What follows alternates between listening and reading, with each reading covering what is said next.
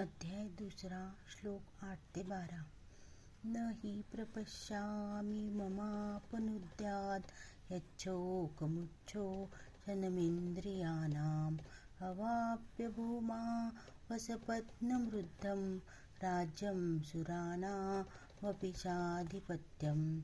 संजय उवाच एवमुक्त्वा ऋषिकेशं गुडाकेश परन्तप न योत्स्य इति गोविन्द मुक्त्वा तूष्णीं बभूव।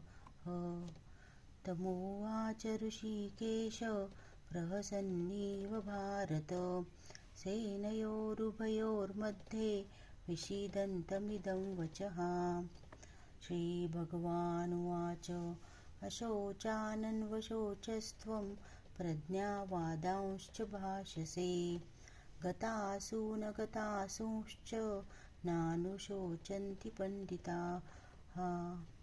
न त्वेवाहं जातुनासन् न त्वन्नेमे जनाधिपाः न चैव न भविष्यामः सर्वे मयमतः परम्।